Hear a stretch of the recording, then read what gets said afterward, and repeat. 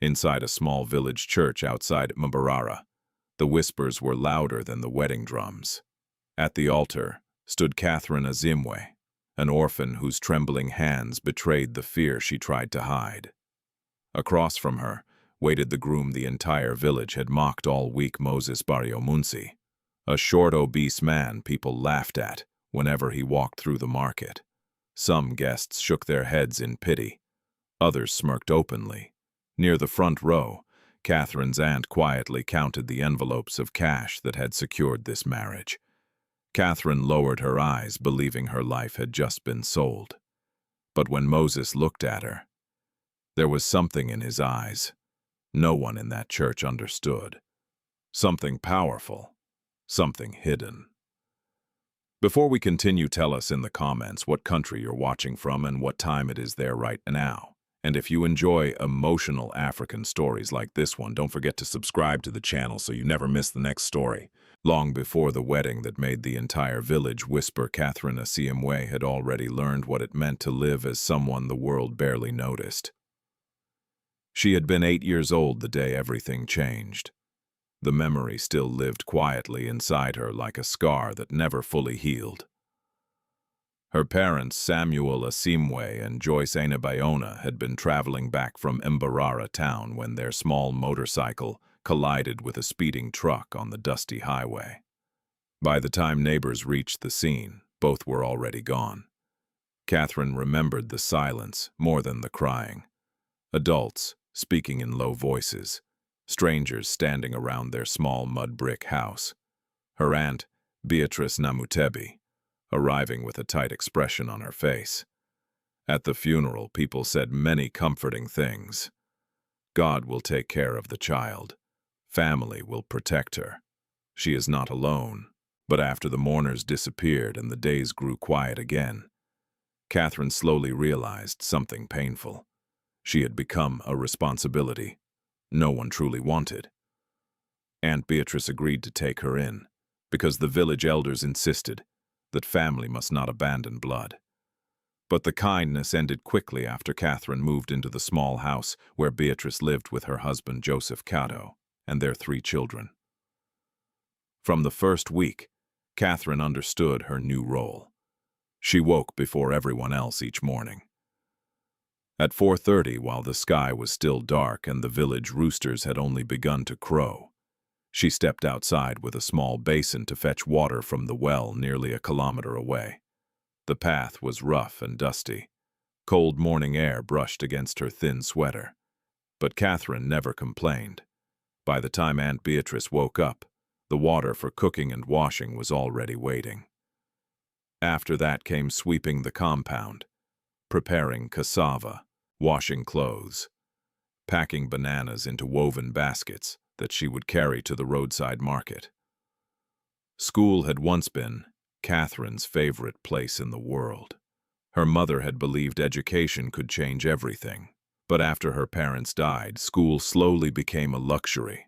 Her aunt claimed the household could no longer afford. "You eat here," Aunt Beatrice often reminded her. "You live under this roof. You must contribute something." So Catherine stopped attending classes. Instead, she began selling fruits and roasted maize along the busy road, connecting the village to Mbarara town. From sunrise until late afternoon, she sat beneath a faded umbrella beside the dusty roadside stall. Cars passed in clouds of red dirt. Motorcycles buzzed by endlessly. Sometimes travelers bought bananas or cassava. Sometimes entire days passed with almost no sales. When the sun became too hot, Catherine wrapped a scarf around her head and kept waiting patiently. What made her different from many people around her was something difficult to explain. Despite everything she had lost, bitterness never fully settled inside her heart. She greeted customers politely. She helped elderly women carry heavy baskets. Sometimes she even gave fruit to hungry children who had no money. Other vendors occasionally shook their heads when they saw this. "You are too soft," Catherine, one of them, told her once. "The world does not reward kindness." But Catherine only smiled gently. Perhaps kindness was the last thing she still owned. Back at Aunt Beatrice's house, life remained tense. The aunt complained constantly about expenses. Food is expensive. School fees for my children are rising. Electricity bills are too high. Although Catherine worked every day, it never seemed enough. Small mistakes brought harsh criticism. If the water basin was not full enough, if the cassava burned slightly, if she returned from the market with too little money. Useless girl Aunt Beatrice sometimes muttered loudly. Joseph Cato rarely intervened. He preferred to stay quiet reading newspapers or listening to the radio while avoiding household arguments. But Catherine understood something important. Her presence in that house had become an inconvenience. As she grew older, the tension quietly increased.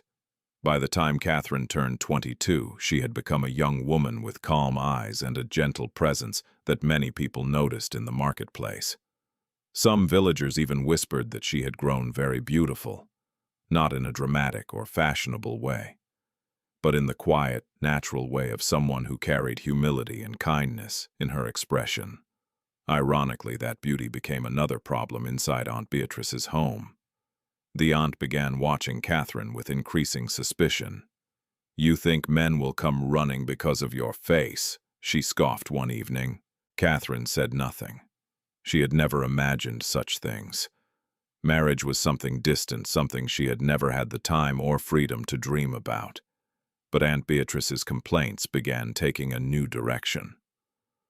One night, Catherine overheard a conversation through the thin wall separating the sleeping rooms. Her aunt and uncle were speaking quietly. "We cannot continue feeding her forever," Beatrice said. Joseph sighed. "She works hard. At least she brings some money from the market." "That is not enough," Beatrice replied sharply.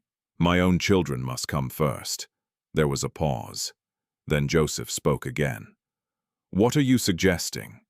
Beatrice's voice lowered, but Catherine could still hear every word. "A husband." Joseph sounded confused. "Who would marry her? We have nothing to offer." "That is exactly why we must think carefully," Beatrice said slowly.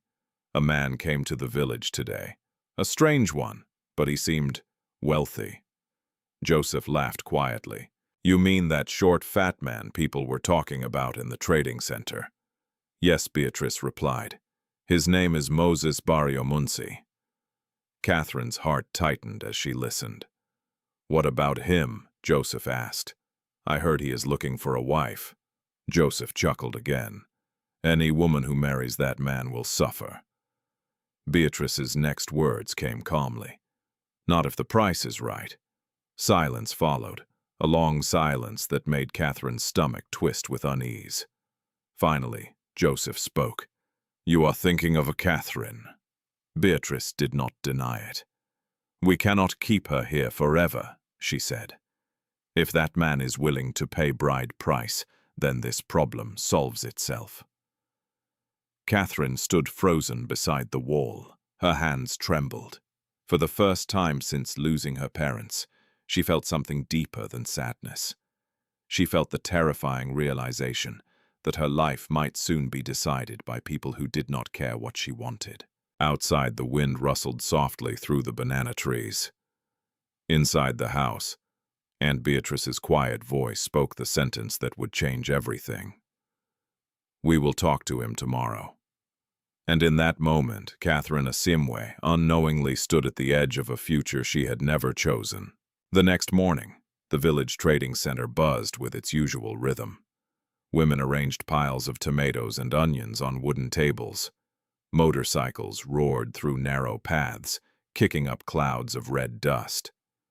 Children ran barefoot between stalls, laughing and shouting, while vendors called out prices to passing customers. But inside, Aunt Beatrice Namutebi's mind, something far more important than the market was unfolding.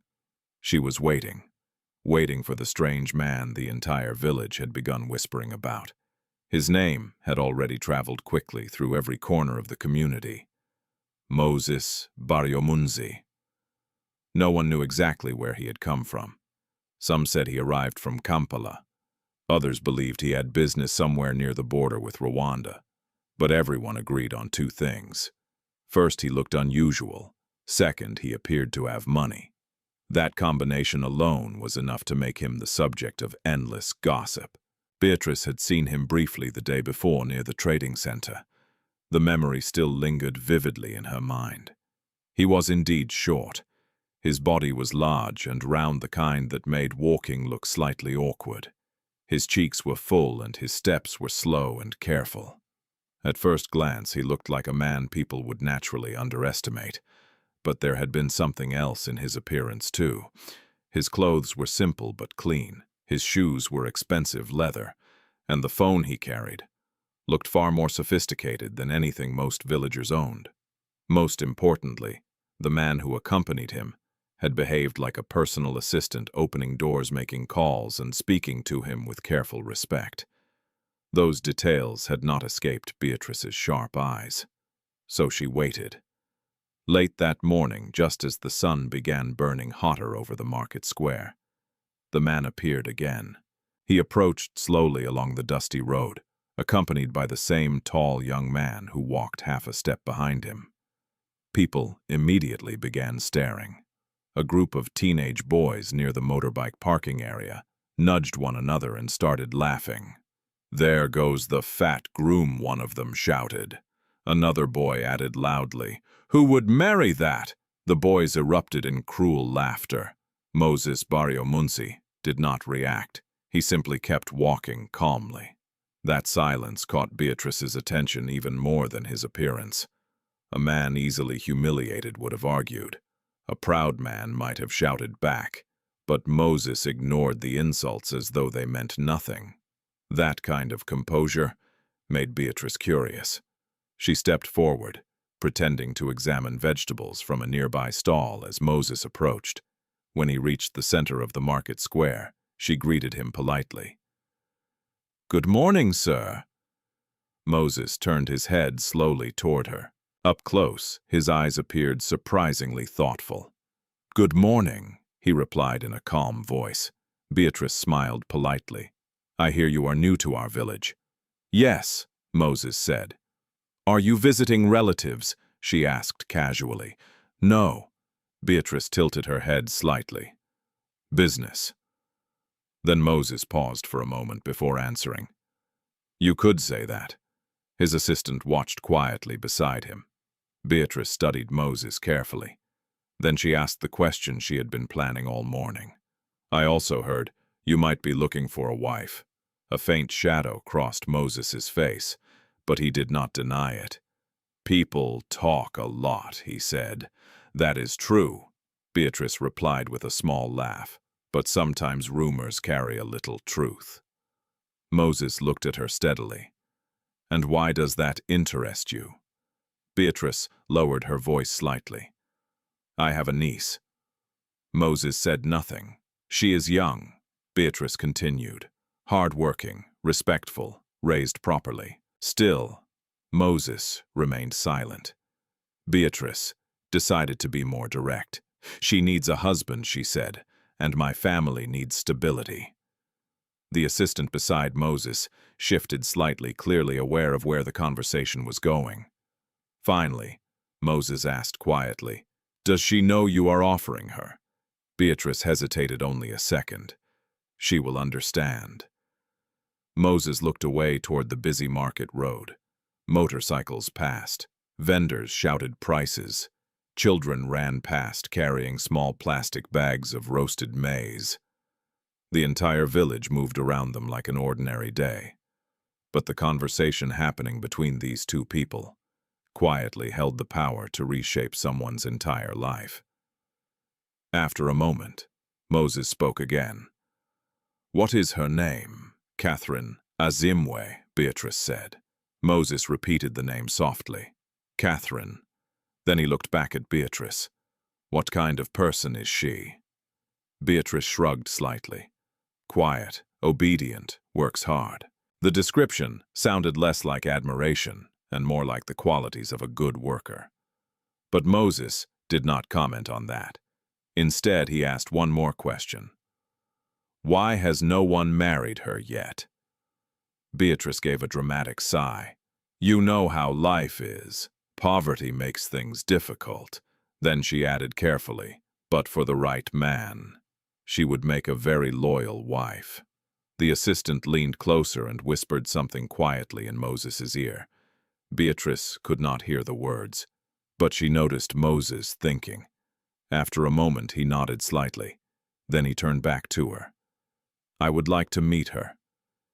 Beatrice felt a quick spark of satisfaction inside her chest. That can be arranged. But first, Moses said slowly, there are certain traditions that must be respected. Beatrice smiled knowingly. You mean bride price? Yes. Beatrice folded her arms. Our family follows proper customs. The assistant stepped forward slightly. We understand. He opened a small leather briefcase he had been carrying. Inside were several thick envelopes. Even before counting, Beatrice could see that the amount was far larger than any bride price she had ever witnessed in the village. Her heart began beating faster. This, the assistant said, placing the envelopes carefully on a nearby table, is only the beginning. Beatrice tried to remain calm, but excitement burned inside her. This is generous, she said carefully. Moses's voice remained steady. I only ask one thing. What is that Catherine agrees to the marriage? Beatrice waved her hand dismissively. She will. But deep down she had no intention of giving Catherine any real choice. To Beatrice, the matter was already settled. Money had spoken, tradition would follow. Later that afternoon, Catherine returned from the roadside market carrying a small basket of unsold bananas. The sun hung low in the sky. Her feet were tired, but she felt peaceful in the quiet evening air. As she approached the house, she noticed something unusual. Several men she did not recognize were sitting outside with her aunt and uncle. Envelopes lay on the wooden table between them. When Catherine stepped into the yard, everyone turned to look at her. A strange silence filled the space. Then Aunt Beatrice smiled, but it was not the warm smile of family. It was the smile of someone who had just completed a profitable deal. Catherine, she said calmly, come and greet your future husband.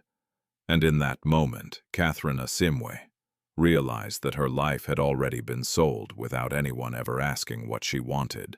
The moment Aunt Beatrice spoke those words, the world around Catherine Asiimwe seemed to tilt slightly. Come and greet your future husband. For a brief second, Catherine thought she must have misunderstood. Her future husband. The words sounded unreal, like something said in a dream. She stood, frozen at the edge of the compound, the small basket of bananas still balanced on her hip. The late afternoon sun cast long shadows across the dusty yard, and the quiet hum of insects filled the air. Slowly, she looked toward the wooden table where several unfamiliar men sat. Her uncle, Joseph Cato, avoided her eyes. But Aunt Beatrice looked proud. Beside them sat the man Catherine had heard villagers laughing about in the market, Moses Baryomunsi. Seeing him up close made Catherine's heart beat faster. He was exactly as people described. Shorter than most men in the village, his body was heavy, his stomach pressing against the buttons of his shirt. His round face and thick cheeks made him look older than he probably was, and yet something about him felt strangely calm. He did not stare at her the way many men did. He did not smirk or look amused. Instead, his eyes held a quiet seriousness that made Catherine uneasy. Beatrice stood up and grabbed Catherine's arm. Don't just stand there like a statue, she snapped under her breath. Show respect. Catherine allowed herself to be pulled closer to the table. The men watched silently. Catherine Beatrice announced proudly, This is Moses Baryomunsi. No one explained anything further. No one asked Catherine whether she understood. Moses rose slowly from his chair. He moved carefully, almost cautiously, as if he wanted to avoid making Catherine uncomfortable. When he spoke, his voice was calm. Good evening. Catherine lowered her eyes politely. "Good evening, sir." For a moment, no one said anything. The silence became uncomfortable. Finally, Joseph cleared his throat. "Moses has come with honorable intentions," he said.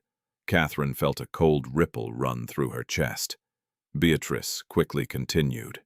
"He has asked for your hand in marriage." The words landed heavily in the quiet yard. Catherine lifted her head in shock. "What?" Her voice came out almost as a whisper. Beatrice frowned immediately. "Mind your tone." "But, Auntie," Catherine stammered, "I don't understand."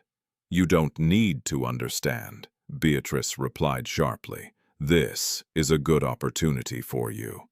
Catherine turned toward her uncle, Uncle Joseph, but he only shrugged. "Moses is a respectable man," he said quietly. Her hands began trembling. "I just met him." "That is how many marriages begin," Beatrice snapped. Catherine looked at Moses again. He had not spoken since the announcement. He simply stood there watching her. His expression was unreadable. For a brief moment, Catherine wondered what he was thinking. Did he feel embarrassed? Did he feel proud? Or did he simply not care? I cannot decide something like this today," Catherine said softly. Beatrice's voice hardened. "The decision has already been made." Catherine's heart pounded. "What do you mean?" Joseph shifted uncomfortably in his chair. Beatrice answered for him. "Bride price has been paid." Catherine felt the ground disappear beneath her feet. What her voice rose involuntarily. "Paid," Beatrice repeated calmly. She pointed to the envelope still lying on the table. "These." Catherine stared at them. Thick brown envelopes filled with money. Her stomach twisted painfully. "You sold me," she whispered. Beatrice's eyes flashed with irritation. "Watch your words." Joseph tried to sound reasonable. "It is not selling," he said. "It is tradition." Catherine's chest tightened. "But you never asked me." Beatrice crossed her arms. "You live in this house. We make decisions for this family." Catherine turned toward Moses. "You knew about this." Moses did not answer immediately. His eyes held hers quietly. Finally, he said, "Yes." The single word felt like a knife. Catherine stepped backward slightly. "You agreed to this." His expression remained calm. "I did."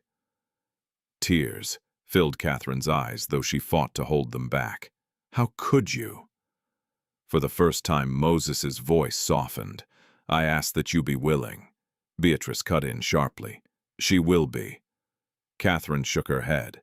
"I'm not." The yard fell silent. A chicken clucked somewhere behind the house. The assistant who had come with Moses shifted slightly but said nothing. Beatrice's patience finally broke. "You ungrateful girl," she shouted. "You think men are lining up to marry you." Catherine flinched. "You are poor. You have nothing. No parents, no land, no education. What future do you imagine for yourself?" Catherine's throat tightened painfully.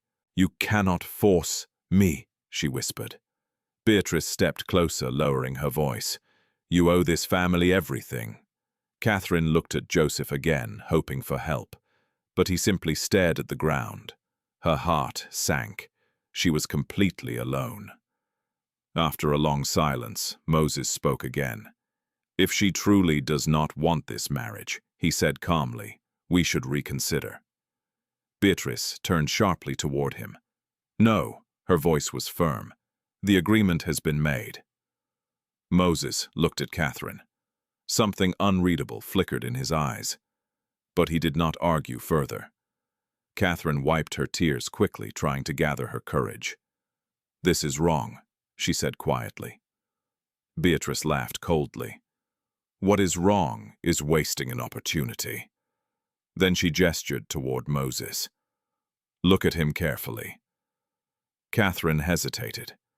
"Whether you like it or not," Beatrice continued, "this man is willing to take responsibility for you." Her voice hardened. You should be grateful. The words burned. Grateful for being traded like property. Catherine's chest ached with humiliation. But deep inside, she understood something terrifying. There was no one who would defend her. No parents, no relatives, no authority. Just her aunt and uncle who had already made their choice. The sun was beginning to set behind the hills, painting the sky orange and purple. Moses remained standing quietly. Finally he spoke. I will not force her. Beatrice frowned. You do not need to. Then she turned to Catherine. The wedding will happen next week. Catherine stared at her in disbelief. You cannot, you will marry him, Beatrice said firmly. Her voice carried the cold certainty of someone who believed the matter was finished. And as the evening wind rustled the banana leaves above the yard, Catherine Asiimwe realized something that made her heart sink.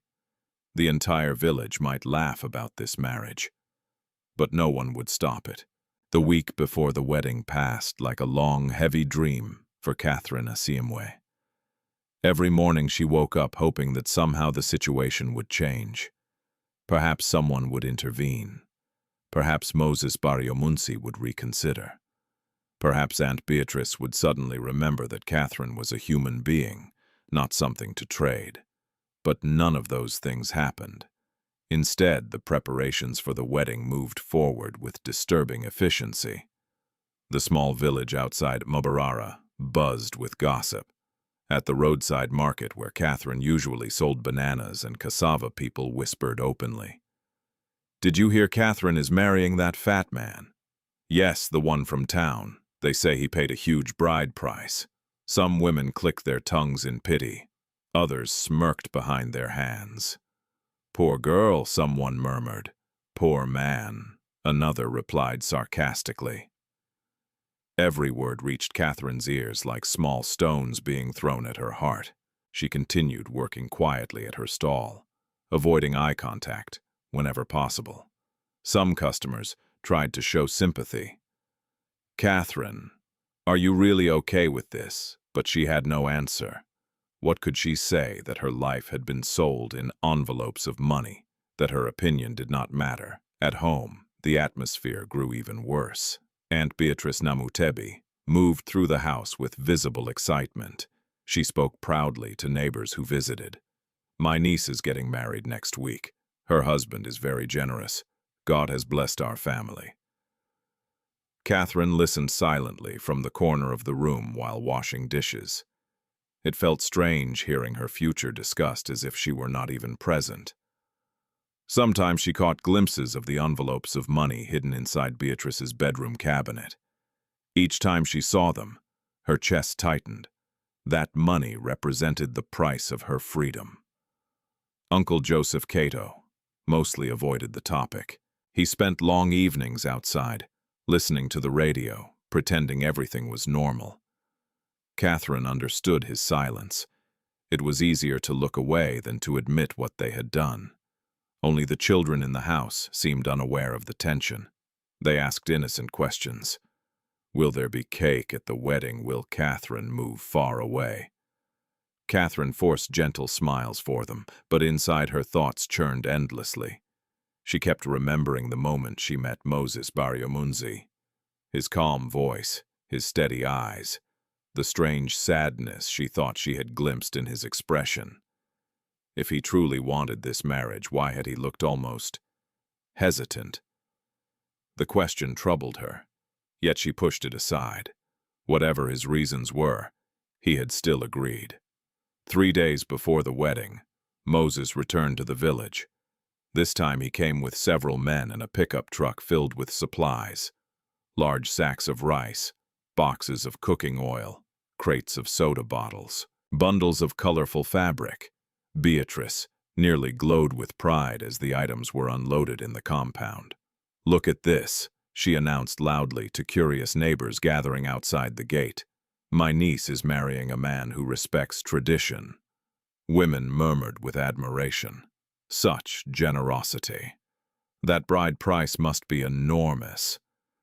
Catherine watched quietly from the doorway. Moses stood near the truck giving instructions to the men helping him unload the supplies. He moved slowly but with quiet authority. Even the men working with him seemed to respect him. After a few minutes, he noticed Catherine watching. Their eyes met briefly. Catherine quickly looked away, but a moment later she heard footsteps approaching. When she looked up again, Moses was standing a few meters away. Neither of them spoke immediately. The noise of people talking outside filled the space between them. Finally, Moses said quietly, "Are you well?" The question caught Catherine off guard. She stared at him. "Well," she repeated softly. Her voice carried a hint of disbelief. He seemed to notice. "Yes." Catherine let out a small breath. "I don't know how to answer that." Moses nodded slowly. "That is fair." She folded her arms nervously. "Why are you doing this?" The question came out more directly than she expected. Moses studied her face carefully before replying. It seemed like the right thing to do. Catherine shook her head. "How can marrying someone who doesn't want it be the right thing?" His eyes lowered briefly. "I ask that you agree." My aunt answered for me. "Yes." A painful silence followed. Catherine spoke again. "You could have refused." Moses looked at her. "Would that have helped you?" The question startled her. "What do you mean if I had refused?" he said calmly. "Would your situation here improve?" Catherine hesitated. The truth was obvious. It would not. Beatrice would simply find another solution. Another man. Another arrangement. Another way to remove the burden Catherine represented. Seeing the realization in her face, Moses continued quietly. "Sometimes refusing a problem does not solve it." Catherine frowned. "And marriage does. Sometimes it creates different possibilities." His words were strange. Catherine studied him carefully. "You speak as if this marriage is some kind of strategy." A faint smile appeared on his face. "Life often is." Before Catherine could respond, Beatrice's voice cut through the air from across the yard. "Moses, come see the decorations we are planning." He turned slightly toward the voice. Then he looked back at Catherine. "I will not harm you," he said softly. The statement surprised her. "I did not say you would." "I know," he replied, "but I want you to know anyway." For a moment, Catherine felt something unfamiliar. Not trust, but curiosity. Then Moses stepped away and returned to the busy group near the truck. Catherine watched him from the doorway. Something about him did not match the cruel image the village had created. But that did not change the reality. The wedding was coming, and she was still trapped inside a decision she had never chosen. 2 days later, the church bells rang early on a bright Saturday morning. The small village church filled with people eager to witness the unusual wedding everyone had been discussing. Guests arrived dressed in colorful traditional clothes. Some came out of curiosity. Others came simply for entertainment. Whispers filled the air.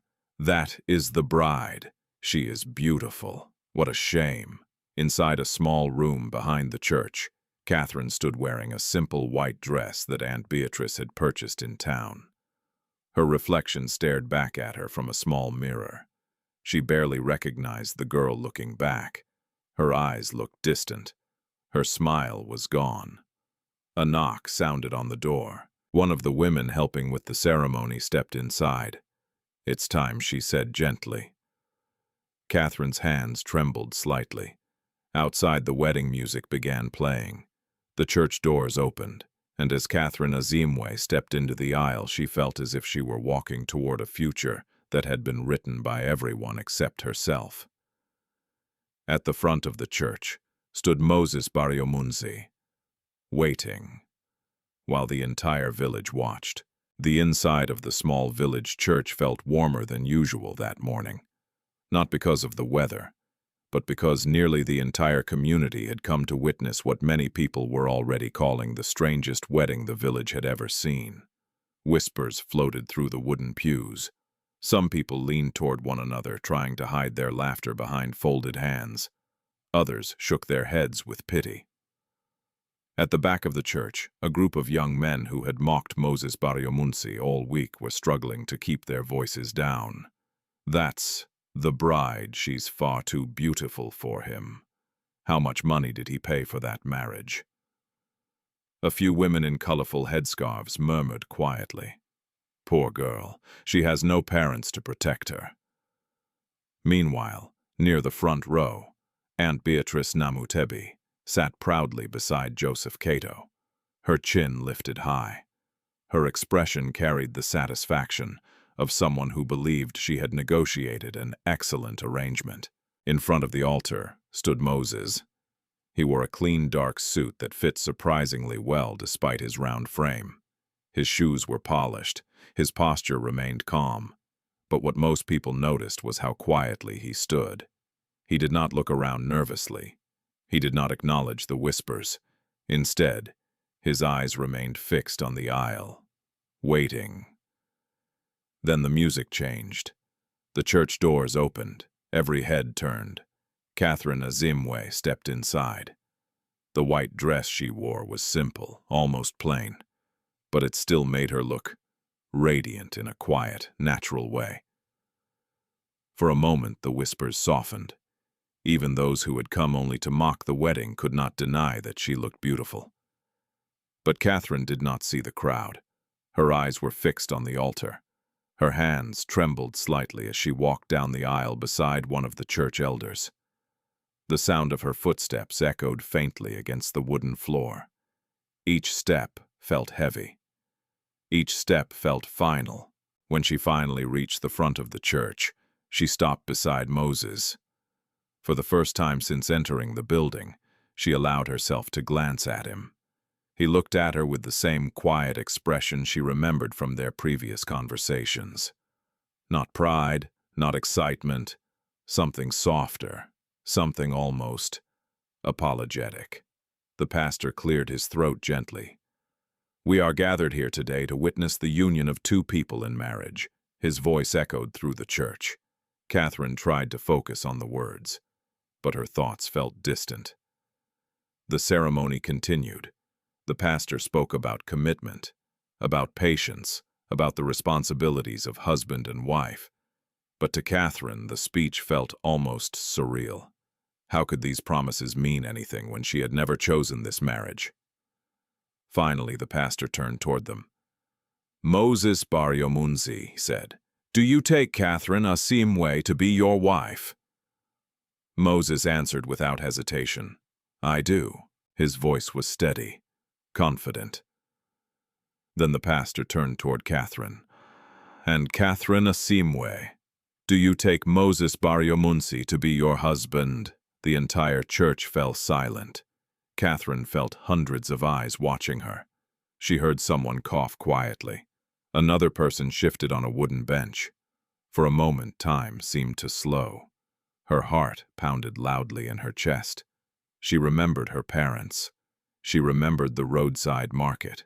She remembered the moment Aunt Beatrice told her the decision had already been made. Everything had led to this moment. Her voice came out soft. "Yes." A few people in the church exchanged surprised looks. They had expected hesitation, perhaps even refusal, but Catherine had spoken. The pastor smiled gently. "Then by the authority given to me." The words continued, but Catherine barely heard them. Her thoughts were spinning. Somewhere in the crowd, someone whispered again. But the ceremony moved forward. The rings were brought forward on a small pillow. Moses took Catherine's hand carefully. His fingers were warm. His grip was gentle. He slid the ring onto her finger slowly. "I promise to respect you," he said quietly. The words sounded different from the traditional vows the pastor had recited. Catherine looked up in surprise, but Moses said nothing more.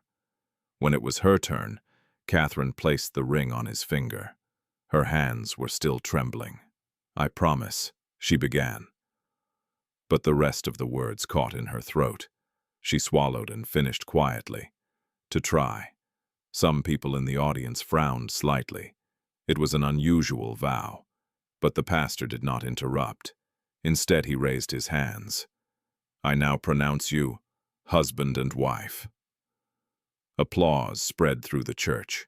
Some clapped politely. Others clapped with visible amusement. The moment felt strangely hollow to Catherine. She stood beside Moses, feeling as though her life had crossed an invisible line. Outside the church, the celebration began, almost immediately. Music played from large speakers. Food was prepared under tents in the open field. Children ran excitedly between tables. Villagers gathered in groups discussing the wedding with animated curiosity. "Did you see the groom?" "Yes, I still cannot believe it." "But they say he paid a huge bride price. That aunt is very clever." Meanwhile, Catherine sat quietly at the head table beside Moses. Her plate of food remained untouched. People came forward to greet them. Some offered congratulations. Others stared openly. A few even laughed when they thought Catherine could not hear. "Beauty and the Beast," someone whispered nearby. Catherine kept her eyes lowered, but Moses heard it. His jaw tightened slightly. Still he said nothing. After several hours, the celebration slowly began to fade. Guests started leaving. The sun lowered toward the horizon. Finally, the time came for Catherine to leave the village and travel to Moses's home. A small car waited outside the church compound. Beatrice hugged Catherine briefly, but the gesture felt more like ceremony than affection. "Be a good wife," she said. Catherine nodded silently. Joseph shook Moses's hand. "Take care of her," he said. Moses nodded. "I will." Then Catherine climbed into the car. As the vehicle pulled away from the village road, she looked back one last time. The dusty houses, the market road, the banana trees swaying in the evening wind. Everything she had known her entire life slowly disappeared behind them. Inside the car, silence filled the space between her and Moses. The road stretched ahead into the fading light. After several minutes, Moses spoke quietly. "You do not have to be afraid."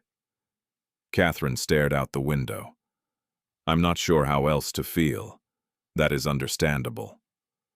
She turned toward him. "Where are we going?" "To my home." She hesitated. "Is it?" Far Moses gave a small smile. "Yes." The car continued down the road as darkness slowly settled over the countryside, and for the first time since the wedding began, Catherine realized something strange. Her new life had truly started. But she still had no idea who the man sitting beside her really was. The car drove for nearly 2 hours before Catherine and Asiimwe realized they were no longer heading deeper into the countryside. Instead, the road had gradually widened and the scattered mud houses had given way to paved streets and growing clusters of buildings. They were approaching Mbarara town. Catherine sat quietly in the passenger seat, her hands folded tightly in her lap. Outside the window, headlights from passing vehicles flashed across the darkening road. Street vendors were closing their stalls and small restaurants glowed with warm yellow lights. She had been to Mbarara only a few times in her life. Each visit had felt overwhelming. But tonight felt different. Tonight she was not visiting. She was leaving her old life behind. For several minutes, neither she nor Moses Baryomunsi spoke. The silence between them was not hostile, but it carried the weight of unfamiliarity. Finally, Catherine broke it. "Do you live in town?" Moses nodded slightly. "Yes." She studied his profile in the dim light. "I thought you were staying in the village." "I was only visiting. For business." Something like that. His answers were short. Careful, Catherine noticed. He spoke like someone used to choosing his words precisely. The car turned onto a quieter road. lined with tall trees and large residential gates. Catherine frowned slightly. This part of town looks expensive. Moses glanced at her. Does it? Yes. The houses here were far different from the small homes in her village. Tall fences, security lights, large compounds hidden behind iron gates. Catherine shifted uneasily. Where exactly is your house? Not far now. A few minutes later, the car slowed. Ahead of them stood a large metal gate surrounded by high stone walls. Two uniformed security guards stepped forward as the headlights approached. Catherine blinked in surprise. The guards immediately opened the gate. "Good evening, sir," one of them said, respectfully. Catherine turned toward Moses. He simply nodded to the guard as the car drove inside. The compound was enormous. Long rows of trimmed hedges lined a wide driveway. Tall palm trees swayed gently under the glow of outdoor lights. And at the center of the compound stood a large modern house, 2 stories high with wide windows and a balcony overlooking the garden.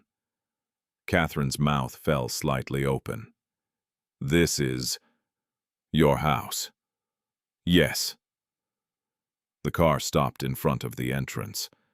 Before Catherine could move, one of the guards hurried forward to open her door. She stepped out slowly, still trying to understand what she was seeing.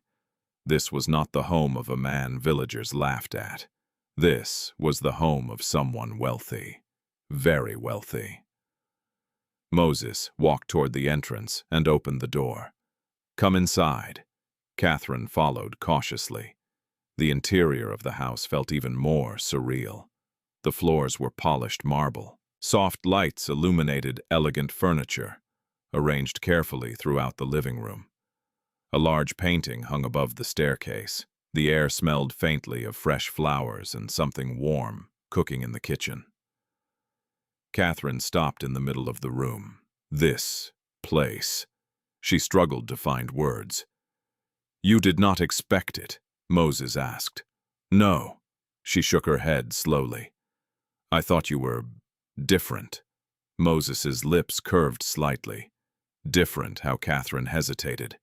She felt embarrassed repeating the village rumors. But honesty seemed better than pretending.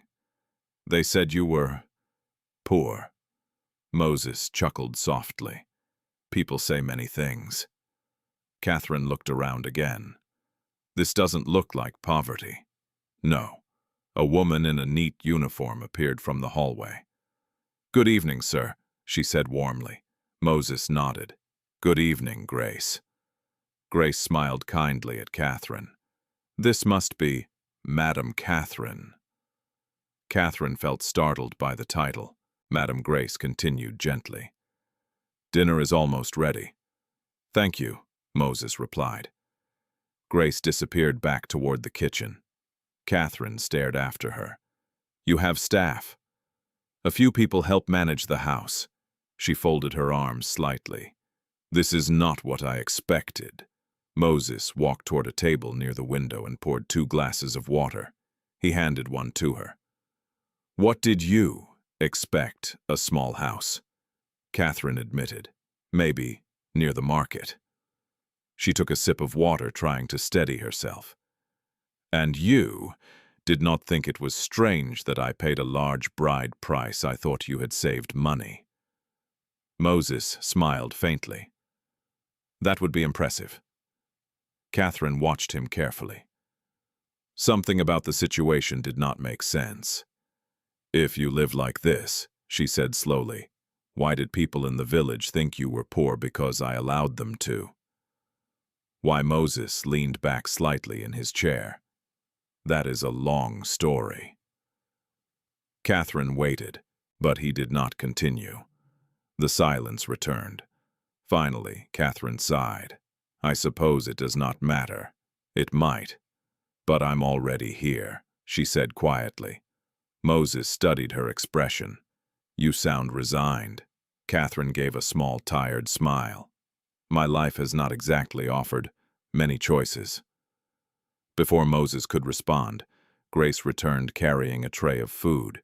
She placed plates carefully on the dining table. rice, grilled chicken, vegetables. The meal looked far more generous than anything Catherine had eaten in months. Grace smiled warmly.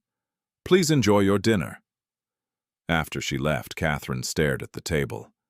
"You prepared all this." "For tonight," Moses nodded. "I thought you might be hungry." Catherine hesitated. Then she sat down slowly. For several minutes they ate in quiet. The food tasted delicious, but Catherine still felt unsettled. Every detail of the house contradicted everything she had been told about her husband. Finally, she looked up. "Moses." "Yes. Why did you choose me?" The question hung in the air between them. Moses set down his fork. "That is another long story." Catherine frowned. "You seem to have many long stories." "Yes. Will you ever tell them?" He met her eyes calmly. "When the time is right." Catherine leaned back slightly in her chair. "I hope that time comes soon." "So do I."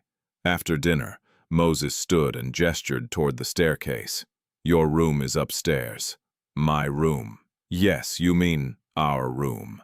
Moses shook his head gently. "No." Catherine blinked. "You will have your own room." She stared at him in surprise. "You don't expect us to?" "No." His voice was calm but firm. "You deserve time to adjust." Catherine felt another wave of confusion. Nothing about this marriage was unfolding the way she expected. Grace appeared again and guided Catherine upstairs. The bedroom she was shown was larger than the entire house she had grown up in. A soft bed, a wardrobe filled with new clothes, a large window overlooking the garden. Catherine stepped inside, slowly. Madam Grace said gently, "If you need anything, please tell me." After Grace left, Catherine sat on the edge of the bed. Her thoughts swirled. The forced marriage, the wealthy house, the mysterious husband who refused to explain himself, and now a room of her own. For the first time since the wedding began, Catherine realized something strange.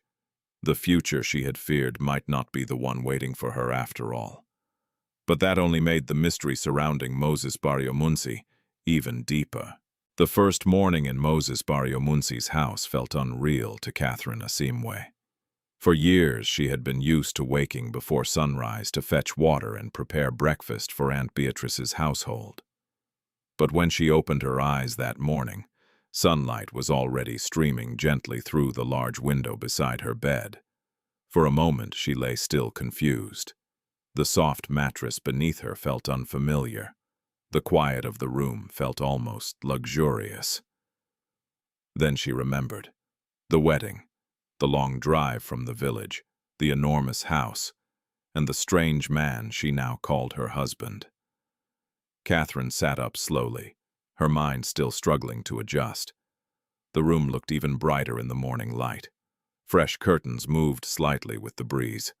A neatly folded dress had been placed on a chair nearby. Someone had even left a pair of new sandals beside the bed. Catherine touched the fabric of the dress carefully. She had never owned clothes this fine. A soft knock interrupted her thoughts. "Madam Catherine," a voice called gently from outside. It was Grace. "Yes," Catherine replied. "Breakfast is ready whenever you are." Catherine hesitated. "I'll come soon." Grace's footsteps moved away down the hallway. Catherine stood slowly and walked to the mirror hanging on the wall. For a moment, she simply stared at her reflection. The girl looking back at her seemed different from the tired young woman who had spent years sitting beside the dusty roadside market. Her hair had been carefully braided the night before. Her eyes looked rested for the first time in months, but inside her thoughts remained tangled. Nothing about this life felt certain. After dressing, Catherine stepped out into the hallway. The house was quiet. From downstairs she could smell fresh coffee and bread. When she entered the dining room, she found Moses already sitting at the table. He was reading something on a tablet. When he saw her, he set it aside. "Good morning." Catherine nodded politely. Good morning. Grace stood nearby arranging plates. Please sit, she said warmly. Catherine sat down slowly. The breakfast table was filled with food. Eggs, fresh fruit, bread, tea, coffee. It looked more like something she had seen in hotel advertisements than in a normal home. She felt slightly embarrassed. This is too much, she said quietly. Grace smiled. It's just breakfast. Moses added calmly. You should eat. Catherine picked up a small piece of bread. For a few minutes they ate quietly. The silence between them felt less tense than the night before, but it was still unfamiliar. Finally, Catherine spoke. I'm not used to this. Moses looked up. To what being served? Grace chuckled gently. You will get used to it. Catherine shook her head slightly. I spent years serving others. Moses watched her carefully, and now Catherine gave a small shrug. Now I don't know who I am in this house. The honesty of her words hung in the air. Moses responded calmly. You are free to decide that yourself. Catherine raised an eyebrow. That sounds simple. It can be. She smiled faintly. I'm not sure life has ever been simple for me. Before Moses could answer, the sound of a car engine outside interrupted them. Grace glanced toward the window. Visitors, she asked. Moses frowned slightly. I wasn't expecting anyone. A few seconds later, the doorbell rang loudly. Grace walked to the entrance. Catherine continued eating, assuming it must be someone connected to Moses's business. But then she heard a familiar voice echoing through the hallway. Where is my niece Catherine? Froze. Her fork slipped from her hand. That voice. She knew it instantly. Aunt Beatrice. Another voice followed. Catherine must come greet us properly. That was Uncle Joseph. Catherine looked up at Moses in disbelief. How did they find this place? Moses's expression tightened slightly. I don't know. Grace returned to the dining room looking uneasy. Sir, there are two people at the door claiming to be Madame Catherine's relatives. Catherine sighed quietly. Let them in. Moses studied her face. Are you sure they will not leave otherwise? Grace nodded and went back toward the entrance. A moment later, Aunt Beatrice marched confidently into the dining room, Joseph trailing behind her. Both of them looked around the luxurious space with wide eyes. Beatrice tried to hide her amazement, but it was obvious. So this is where you live, she exclaimed.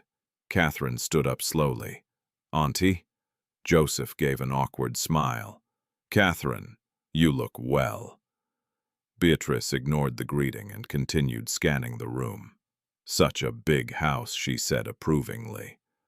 I knew our decision was wise. Catherine felt a familiar knot tighten in her chest. You didn't come here just to admire the house, she said quietly. Beatrice finally looked directly at her. No, of course not. Her voice shifted into a tone Catherine knew too well, the tone of someone about to ask for something. We came to discuss family matters. Moses remained seated at the table, observing silently. Beatrice turned toward him with a polite smile. Son-in-law. The word sounded strange coming from her mouth. We are grateful for how generously you honored our family traditions. Moses nodded politely, but said nothing. Beatrice continued. But now that Catherine is your wife, we are also family. Catherine closed her eyes briefly. She already knew where this conversation was heading. Joseph cleared his throat. The truth is, he said slowly, times have been difficult in the village. Beatrice stepped closer to the table. My children need school fees, and the farm requires repairs. And the roof of our house. Catherine interrupted softly. Auntie. Beatrice stopped talking. You already received bride price. That was tradition. And now you want more. Beatrice's face hardened. You should not speak to me like that. Catherine's voice remained calm. I'm only asking for honesty." Joseph shifted uncomfortably. Beatrice looked toward Moses. A husband must take care of his wife's family. Moses leaned back slightly in his chair. That depends. On what? On whether the family takes care of the wife. The words fell into the room like a stone dropped in water. Beatrice's expression tightened. "We raised her," she said sharply. "You used her," Moses replied calmly. Silence filled the room. Catherine felt her heart beating faster. No one had ever spoken to Aunt Beatrice that way before. Beatrice's eyes narrowed. "You think you understand our family." Moses's voice remained steady. "I understand enough." Joseph looked nervous now. Beatrice tried one last attempt. "We only ask for a little support." Moses stood up slowly. "Grace." "Yes, sir." "Please show our guests the door." Beatrice's mouth opened in shock. "You're sending us away." "Yes!" Her face turned red with anger. After everything we did for Catherine, Moses's gaze remained calm. "That is exactly why." Catherine watched the confrontation in stunned silence. For the first time in her life, someone was standing between her and the people who had controlled her for years. Grace stepped forward politely. "This way, please." Beatrice glared at Catherine as she turned toward the door. "You've changed already." Catherine said nothing. A moment later, the front door closed behind them. The house fell silent again. Catherine slowly sat back down at the table. Her hands were still shaking slightly. Moses returned to his chair. After a moment, Catherine looked at him. "Thank you." He nodded. "They will come back, I know. But next time," he said calmly, "they will understand something. What, that your life is no longer something they can sell."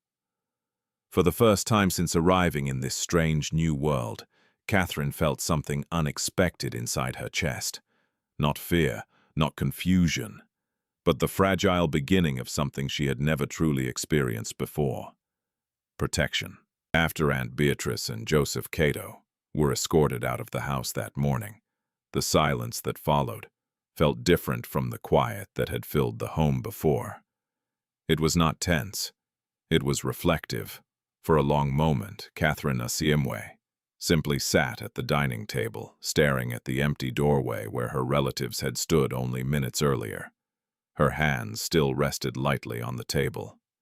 She had imagined many versions of how life with Moses Baryomunsi might unfold.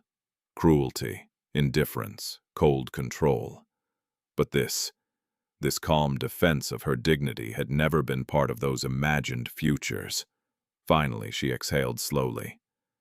"They won't forgive that," she said quietly. Moses took a sip of his coffee. "I'm not asking them to."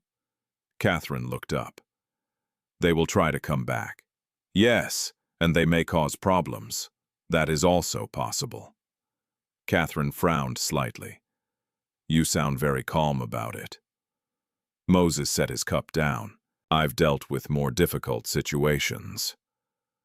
The way he said it made Catherine curious. What kind of situations he hesitated? Business disagreements. The answer felt incomplete, but Catherine did not press. Instead, she leaned back slightly in her chair. "I've never seen Aunt Beatrice leave a room that quickly before." Moses allowed himself a small smile. "People who expect control often dislike boundaries." Catherine studied him carefully. "You speak like someone who understands people very well. Experience teaches many things." She nodded slowly. Then her gaze drifted toward the large windows overlooking the garden. For a few minutes, neither of them spoke. Birds moved through the trees outside. The fountain near the driveway sent a soft stream of water into the air. Everything about this house felt peaceful, very different from the constant tension Catherine had grown up with. Finally, she spoke again. "When my parents died, I thought my life had ended." Moses remained quiet, allowing her to continue. "But it didn't. she said softly. It just became smaller. Her fingers traced the edge of the table thoughtfully. Every year after that felt like survival, not living. Moses listened carefully. Survival requires strength. Catherine shook her head gently. It requires endurance. She looked up at him. I don't think anyone ever asked what I wanted before. What do you want now? Moses asked. The question surprised her. She blinked. I don't know. That's honest. I spent so many years trying not to be a burden that I never imagined choosing anything for myself. Moses nodded slowly. That can change, can it? Yes. Catherine studied him again. Why are you helping me? Moses leaned back slightly. You're my wife.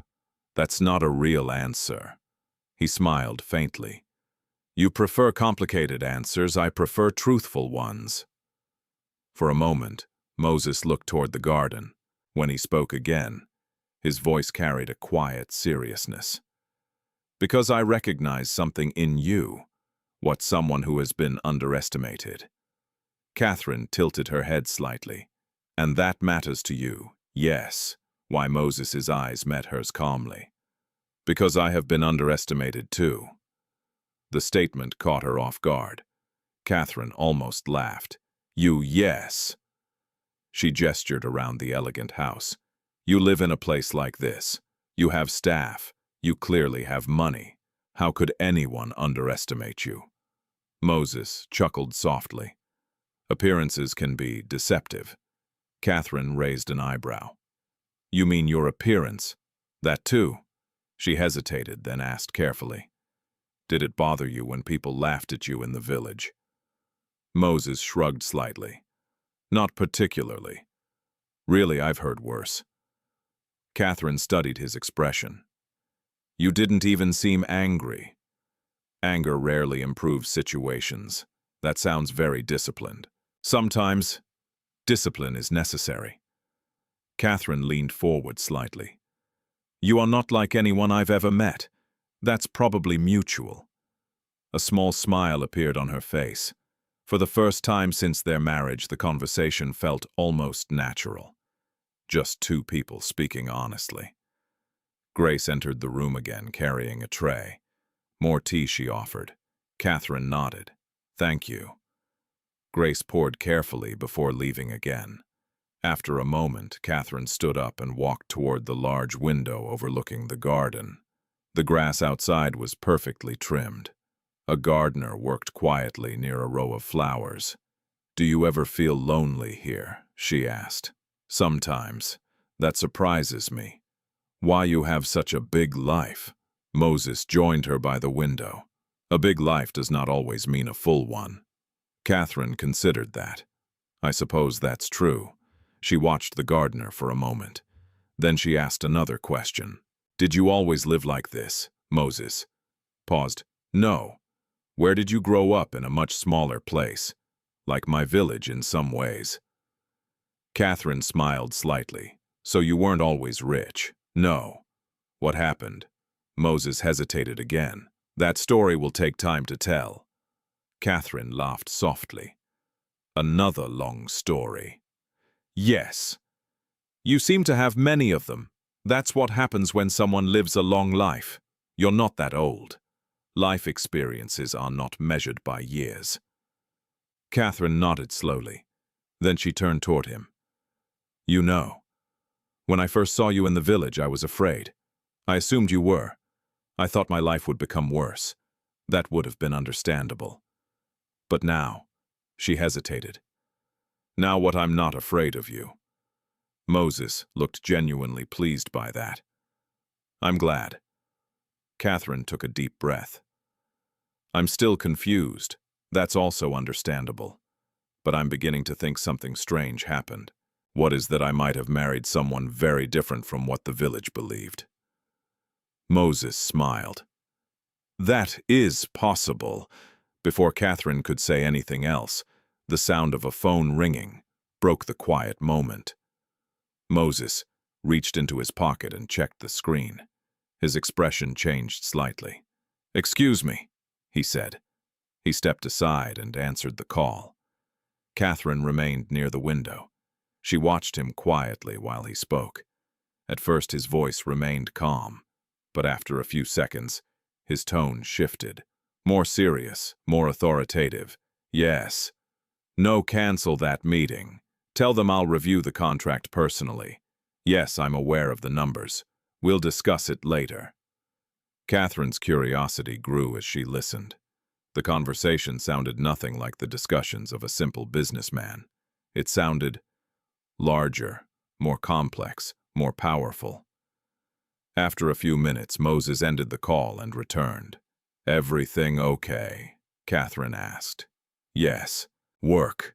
Yes. Catherine smiled slightly.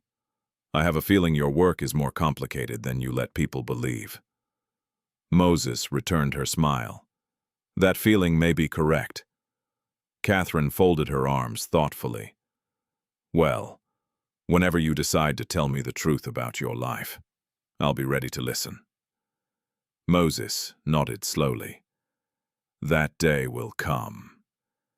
Catherine turned back toward the garden. For the first time since leaving the village, her heart felt lighter. Not because everything was clear, but because something important had begun. Trust, small, fragile, but real.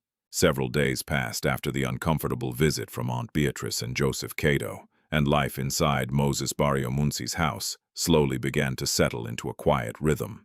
For Catherine Asiimwe, every day still felt unfamiliar. But it was no longer frightening. Instead, it felt like walking through a world she had never been allowed to imagine. Each morning began peacefully. Grace prepared breakfast while sunlight filled the dining room. Birds gathered in the trees outside the wide windows. Sometimes Moses was already awake, reading reports or answering messages on his phone. Other mornings he left early and returned later in the afternoon. Catherine noticed something interesting about those departures. Whenever Moses left the house, the atmosphere around him subtly changed. Drivers arrived. Phone calls became more frequent. Once or twice men in formal suits came to the gate to meet him. At first, Catherine assumed these were ordinary business partners, but the more she observed, the more curious she became. There was a certain way people behaved around Moses. Respectful, almost cautious. It was very different from the way villagers had laughed at him only a week earlier. One afternoon, Catherine decided to explore the garden behind the house. The property stretched much farther than she had realized. A small walking path curved around flowering trees and neatly trimmed hedges. A fountain stood at the center of a quiet courtyard. Beyond that, a greenhouse held rows of vegetables and herbs. As Catherine walked slowly along the path, she felt something she had not experienced in years. Peace. No shouting, no accusations, no pressure. Just quiet space to think. She reached a shaded bench near the fountain and sat down. For a few minutes she simply listened to the sound of water and distant birds. But her thoughts soon returned to the question that had been growing stronger each day.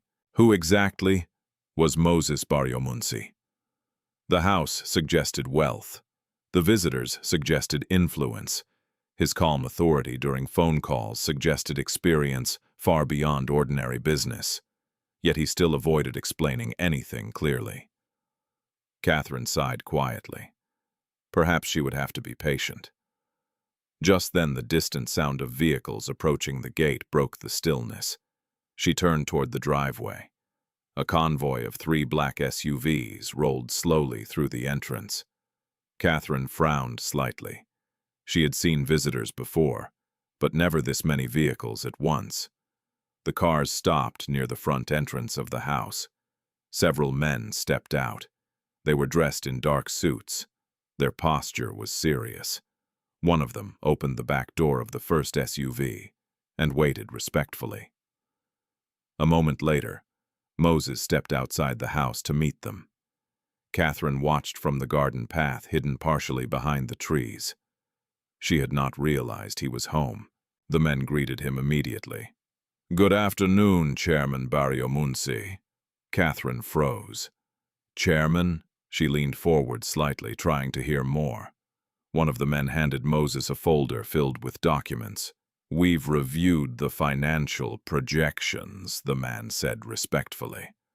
"The board is waiting for your approval." Moses opened the folder and glanced through several pages. His posture changed. The relaxed man Catherine had been speaking with over breakfast now seemed different, more focused, more commanding. "What about the Kampala contract?" Moses asked. "It's nearly finalized." "Nearly isn't finalized," Moses replied calmly. "Yes, sir." The man nodded quickly. "We'll complete it today." Another man stepped forward. "The media is asking about tomorrow's announcement." Moses thought for a moment. "Tell them they'll receive a statement after the meeting." "Yes, Chairman." Catherine's heart began beating faster. Chairman, board, media. None of those words belonged to the life she thought her husband lived. The men continued speaking for several minutes, discussing numbers, investments, and schedules Catherine barely understood. But one thing became clear. The people standing in front of Moses treated him like someone extremely important. Finally, Moses closed the folder. "Schedule the meeting for tomorrow morning," he said. "Yes, Chairman." The men nodded respectfully before returning to their vehicles. Within moments, the convoy drove away. The driveway fell silent again. Moses stood alone near the entrance for a moment, thinking. Then he turned and noticed Catherine standing near the garden path. Their eyes met. For a brief moment, neither of them moved. Catherine slowly walked toward him. Her expression was thoughtful. "You have visitors," she said calmly. "Yes." That seemed like more than ordinary business. Moses studied her face. "You heard them." "I heard enough." She folded her arms lightly. "They called you chairman." "Yes." "Chairman of what?" Moses hesitated. Catherine waited patiently. Finally, she said softly, "You promised that one day you would tell me the truth." He nodded. "I did, and today I heard something that doesn't match the story you allowed everyone in the village to believe." "That is true." Catherine searched his face. "You're not just a businessman, are you?" Moses sighed quietly. "No. Then what are you?" He looked toward the distant gate where the SUVs had disappeared. Then he turned back to her. "I run several companies. How many more than a few?" Catherine felt a strange mix of curiosity and disbelief. "What kind of companies?" "Construction, energy, technology." The list continued calmly. Each word made Catherine's eyes widen slightly. "That sounds like a large operation." "It is." She stared at him. "And people in the village thought you were just a strange man looking for a wife." "Yes." "Why would you let them believe that?" Moses gave a small smile. "Because sometimes people show their true character when they think you have nothing." Catherine absorbed his words slowly. "So the way they treated you told me a lot about them." She shook her head slightly. "That's a very unusual way to learn about people. It's effective." Catherine looked down at the ground for a moment. Then she asked the question that had been quietly forming inside her mind since the moment she saw the convoy. "Moses, how wealthy are you?" He paused. Then he answered calmly, "Enough that money stopped being the most important thing in my life a long time ago." Catherine blinked. "That's not a number. It's the most honest answer." She laughed softly. "You are very good at avoiding details. Sometimes details complicate things." Catherine met his gaze again. "I think my life became complicated the moment I married you." Moses smiled slightly. "That may be true." She took a slow breath. "So let me see if I understand something." "Go ahead." "The man my aunt sold me to is actually a powerful businessman with multiple companies." "Yes. And the entire village mocked you without realizing who you really are." "Yes." Catherine shook her head in amazement. That sounds like the beginning of a strange story. Moses looked at her calmly. It is. Catherine studied him carefully. For the first time since their wedding, she truly began to understand the depth of the mystery surrounding the man she had married, and a quiet realization formed in her mind. The story of Moses Baryomunsi was far bigger than anything the village had imagined, but she still had no idea just how big that story truly was. The revelation Catherine had overheard in the garden stayed with her for the rest of the day. Chairman Baryomunsi. The title echoed in her mind again and again. Even after dinner that evening, she found herself replaying the moment when the men in suits had stepped out of the black SUVs and greeted Moses with such careful respect. It was impossible to ignore what it meant. The man the village had mocked as an awkward, overweight stranger was clearly someone far more powerful than anyone there had imagined. But what troubled Catherine most was not the wealth itself. It was the secrecy. Why would someone with such influence allow an entire village to laugh at him? That question followed her like a shadow. The next morning, Catherine woke early again. This time she chose to walk through the garden before breakfast. The air felt cool and peaceful. Dew clung to the leaves of the flowers along the stone path. As she walked slowly, her thoughts drifted toward the past, her childhood, her parents. The years she had spent believing her future would always remain small. Now everything had changed, and yet in some ways she still felt like the same girl from the roadside market. She reached the fountain in the center of the garden and sat quietly. For a moment she simply watched the water ripple across the stone basin. Then she heard footsteps behind her. "Couldn't sleep?" Moses asked. Catherine turned slightly. "I woke up early." He sat beside her on the bench. For a few seconds they both listened to the gentle splash of the fountain. Finally, Catherine spoke. "I've been thinking about what I heard yesterday." Moses nodded slowly. "I assumed you might. You didn't seem surprised that I overheard." "No." "Why? Because secrets rarely stay hidden forever." Catherine folded her hands together. "You could have told me sooner." "Yes, but you didn't." "No." She turned toward him. "Why?" Moses considered the question carefully. "Because trust takes time." Catherine frowned slightly. "You didn't trust me." "That's not what I mean." "Then what do you mean?" Moses leaned forward slightly, resting his elbows on his knees. "When people learn about wealth too quickly," he said calmly, "their behavior changes." Catherine looked puzzled. Changes how they become careful, polite, interested, and sometimes dishonest. Catherine thought about that. "You think I would behave differently? I didn't know." She stared at him for a moment. "That sounds like you've experienced it before." Moses smiled faintly. "Many times." Catherine watched him thoughtfully.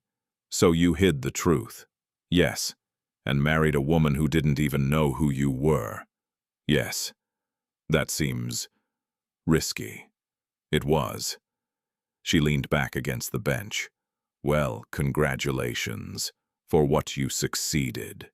Moses looked amused. "At what?" "At confusing me completely." He laughed quietly. That was not the intention. Then what was? Moses looked out across the garden. "Peace." The word surprised her. "Peace." "Yes." That seems like an unusual goal for someone with multiple companies and people calling him chairman. That's exactly why it matters. Catherine studied his face. "You're tired of the business world." "Not tired. Careful." She nodded slowly. "I think I understand." "Do you?" "Yes." She gestured toward the large house behind them. "You built something very big. But big things attract noise." Moses smiled slightly. "That's a good way to describe it." Catherine hesitated. "Is that why you went to the village?" "Yes, to escape, to observe." "Observe what people?" Catherine shook her head softly. "That sounds like an experiment." In some ways it was. She looked directly at him. And I was part of the experiment. Moses met her gaze calmly. No, you weren't. No. Then why did you marry me? Moses's expression softened slightly. Because you were the first person who treated me like a normal human being. Catherine blinked in surprise. What at the market? He continued. You didn't laugh, you didn't stare, you didn't avoid me like the others. Catherine thought back to that moment. She barely remembered it. I was just selling bananas.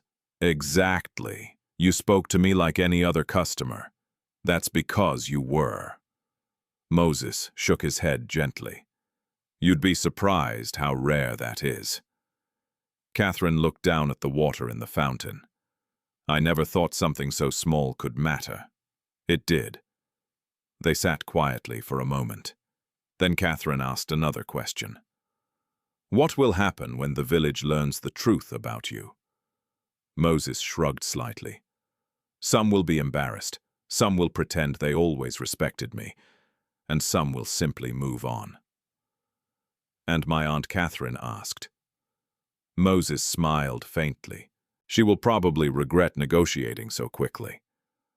Catherine couldn't help laughing. That's true. Her laughter faded slowly, but she will still try to use the situation. Perhaps. She doesn't give up easily, I noticed. Catherine sighed. I don't want her controlling my life anymore. You don't have to allow it. It's not always that simple. It can be. She looked at him again. You make things sound easier than they are. Sometimes courage simplifies complicated problems. Catherine considered his words. Courage, she repeated softly. Yes, that's something I've had to learn slowly. Moses nodded. I can see that. At that moment, the distant sound of another vehicle entering the compound reached them. Catherine turned toward the driveway. A black sedan rolled toward the house. Several men stepped out carrying briefcases and folders. Catherine sighed. More business? Yes. Your peaceful morning is over. Moses stood up. Probably. She remained seated on the bench. You should go. I will. He paused for a moment. Then he added quietly, Thank you. For what? For being honest with me. Catherine smiled gently. I think honesty is the only thing that makes this strange marriage possible. Moses nodded. Agreed. He turned and walked toward the house to meet his waiting visitors. Catherine remained by the fountain. As she watched the water ripple across the stone basin, a realization slowly settled into her thoughts. The man she had been forced to marry was not just mysterious. He was living in two completely different worlds, one of quiet observation, and one of immense power. And somehow Catherine Asiimwe now stood between both of them. The quiet understanding that had begun to grow between Catherine Asiimwe and Moses Baryomunsi did not remain hidden for long. Outside the peaceful compound, the world was beginning to notice something unusual. And in places far beyond the village where Catherine had once sold bananas, Moses's name was already a powerful one. 3 days after Catherine overheard the businessmen calling him chairman, the truth finally reached the village. It began with a television broadcast in a small roadside bar. Several farmers had gathered there after work, watching the evening news while drinking soda and discussing the rising price of fuel. The television flickered as the announcer began the business segment. Tomorrow in Kampala, the reporter said East Africa's leading technology and infrastructure company, Baryomunsi Holdings, will announce a new regional investment project worth hundreds of millions of dollars. The name caught someone's attention. Baryomunsi, one man said. Isn't that the name of that strange fat man who was here last week? Another man leaned closer to the screen. The image on the television changed. A photograph appeared of a well-dressed businessman standing beside government officials. Even though the man in the photo wore an expensive suit and looked more polished than he had in the village, his face was unmistakable. Wait, that's him. The bar exploded with shocked voices. That's the same man, the one who married Catherine. Within hours, the news spread through the village like wildfire. By morning, nearly everyone had heard the unbelievable story. The man they had mocked and laughed at was not an awkward stranger. He was Moses Baryomunsi, founder and chairman of one of the most powerful business groups in East Africa. People reacted in different ways. Some laughed nervously at their own mistake. Others insisted they had never insulted him. But in one small house near the edge of the village, two people reacted very differently. Aunt Beatrice Namutebi stared at the television screen in stunned silence. Beside her, Joseph Cato rubbed his forehead slowly.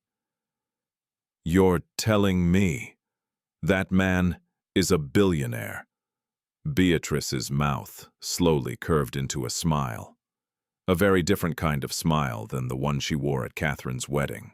A smile filled with calculation. "I knew it," she said.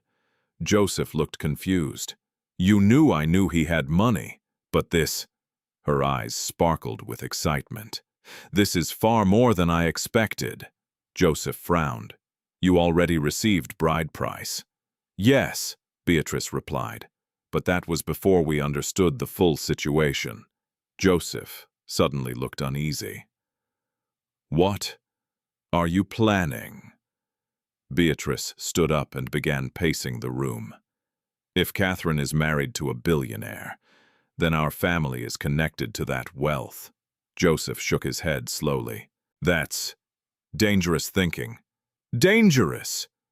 Beatrice scoffed. "It's opportunity." She pointed at the television screen where the news report continued discussing Moses's companies. "Do you understand what this means?" Joseph sighed. "It means we made a mistake mocking him." "No," Beatrice said. "It means Catherine belongs to a very powerful household." Joseph raised an eyebrow. And families support each other." Joseph stared at her. "You're going to try again." Beatrice smiled confidently. This time he won't refuse. Joseph was not so sure. But Beatrice had already made up her mind. Meanwhile, hundreds of kilometers away in Mbarara, Catherine remained unaware of the storm spreading through the village. That afternoon, she was sitting in the living room, reading a book Grace had given her. It was a simple novel, but Catherine enjoyed the quiet escape it offered. Grace entered the room, carrying tea. "Madam Catherine," she said gently. "Yes, there is something you might want to see." Grace turned on the television mounted on the wall. A news program appeared. Catherine watched with mild curiosity at first, but then the screen displayed a familiar face. Her heart skipped a beat. Moses.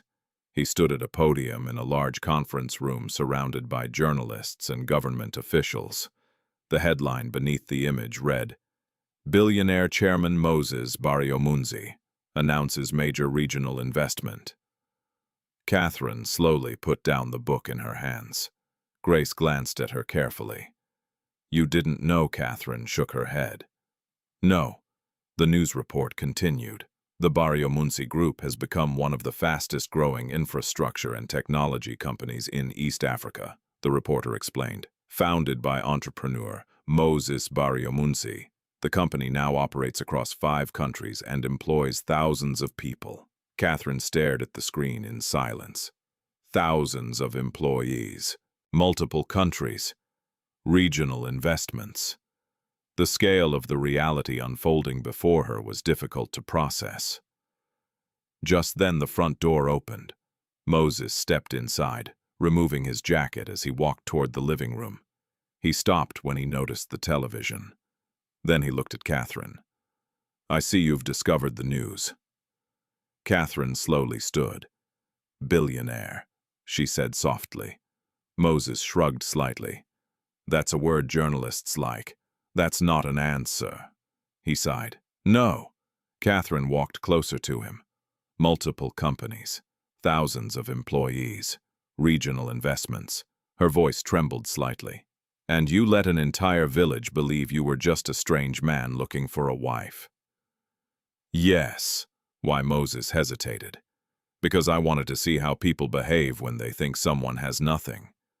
Catherine stared at him. And what did you learn? That kindness is rare. Her chest tightened. So you tested everyone. Not intentionally. But you did. Yes. Catherine turned away, walking slowly toward the window. For a moment she said nothing. When she spoke again, her voice carried a quiet pain. And what about me? Moses frowned. What about you? Was I part of the test? No, but you still hid the truth from me. Yes. Catherine looked back at him. Do you know how that feels? Moses did not answer immediately. Like another lie, she said. His expression softened. That was never my intention. But it happened. Silence filled the room. The television continued playing quietly in the background. Finally, Moses spoke. I didn't hide the truth to deceive you. Then why? Because I needed to know whether someone could care about me without knowing my wealth. Catherine laughed bitterly. That's ironic. Why? Because I didn't even have the choice to care about you. Her words hit harder than she expected. Moses looked down briefly. You're right. For the first time since their marriage began, he looked genuinely uncertain. Catherine folded her arms. So now the whole world knows who you are. Yes, and the village will find out soon. They probably already have. Catherine sighed. Then my aunt will come again. That's likely. She nodded slowly, and everything will become more complicated. Moses met her eyes. Yes. Catherine turned back toward the window. Outside the garden still looked peaceful, but inside her heart something had shifted. The man she had begun to trust had not lied exactly. But he had hidden something enormous. And now the truth had changed everything. The news about Moses Baryomunsi spread across the region faster than either he or Catherine Asiimwe expected. Within 24 hours, nearly every household in Catherine's village knew the truth. The man they had mocked, the man they had whispered about, the man they had called that strange fat groom, was in fact one of the wealthiest businessmen in East Africa. And Catherine Asiimwe, the quiet orphan girl who used to sell bananas beside the dusty roadside, was now his wife. In the village, the reaction was immediate and chaotic. People who had laughed during the wedding now pretended they had always respected Moses. Some villagers even claimed they had sensed his importance from the beginning. But no one reacted more dramatically than Aunt Beatrice Namutebi. The moment she finished watching the television report for the third time, her mind began racing with new possibilities. "Joseph," she said sharply. Her husband looked up from the wooden chair near the door. "What now? We're going to Mbarara." Joseph frowned. "For what?" "To see Catherine." Joseph sighed heavily. "Beatrice, the last time we went there we were thrown out. That was before." "Before what?" "Before we knew who Moses really is." Joseph shook his head slowly. "That doesn't change anything." "It changes everything," Beatrice replied confidently. She grabbed her handbag and began stuffing documents inside. If Catherine is married to a billionaire, then she cannot ignore her family. Joseph rubbed his temples. "You're assuming she still wants anything to do with us." Beatrice stopped moving for a moment. "She doesn't have a choice." Joseph looked at her carefully. "She might." Beatrice waved dismissively. "Catherine has always been obedient." Joseph muttered quietly, that might not still be true. But Beatrice was already walking toward the door. "We leave in 10 minutes. Meanwhile in Mbarara, Catherine sat quietly in the garden near the fountain, trying to make sense of everything she had learned. The television broadcast from the night before had changed something deep inside her, not just because Moses was wealthy, but because the scale of his life was far larger than she had ever imagined. She thought about the way the reporters had spoken about him. Founder, regional leader, visionary entrepreneur. Those were not words used for ordinary businessmen. They described someone whose decisions affected thousands of people. And yet the man she had been speaking to every morning over breakfast was the same person who had calmly told her she could have her own room. The contradiction confused her. As she sat beside the fountain, she heard the front gate open. A car drove into the compound. Catherine looked toward the driveway. Moses stepped out of the vehicle, followed by two men carrying briefcases. They walked toward the house, while discussing something quietly. Catherine watched from the garden. She noticed again how different Moses seemed during these moments. His voice sounded more authoritative. His posture more focused. The men with him clearly respected him. After a few minutes, the meeting ended and the visitors left. Moses walked toward the garden. When he saw Catherine sitting near the fountain, he joined her on the bench. "You look thoughtful," he said. "I am. Still thinking about yesterday." "Yes, that's understandable." Catherine studied his face. "I keep realizing new things, such as that your life is much larger than I imagined." Moses smiled faintly. "It can appear that way." "Appear," she repeated. "Yes. From my perspective, it's not appearance," Catherine said. "It's reality." She looked toward the large house behind them. "You run companies. You lead thousands of employees. You deal with governments and investors. That's not a small life." "No," Moses admitted. "But it's still just life." Catherine laughed softly. "You say that like it's normal. For me it is." She leaned back slightly on the bench. "I suppose it must be strange for you, too." "How so?" "You married a woman who spent most of her life selling fruit by the roadside." Moses shook his head gently. "That doesn't make you less valuable." Catherine smiled faintly. "I know you believe that." "And you don't, I'm learning." Moses nodded thoughtfully. Before either of them could say anything more, the distant sound of a car engine reached them again. Catherine turned toward the driveway. Another vehicle was approaching the gate. But this time something felt different. The car looked familiar. When it stopped near the entrance, Catherine felt her stomach tighten. The door opened, and out stepped Aunt Beatrice Namutebi. Behind her, Joseph Cato climbed slowly from the passenger seat. Catherine closed her eyes briefly. "I knew it," she murmured. Moses followed her gaze toward the gate. "I assume those are your relatives." "Yes, they look determined. That's normal for them." Grace appeared from the house looking uncertain.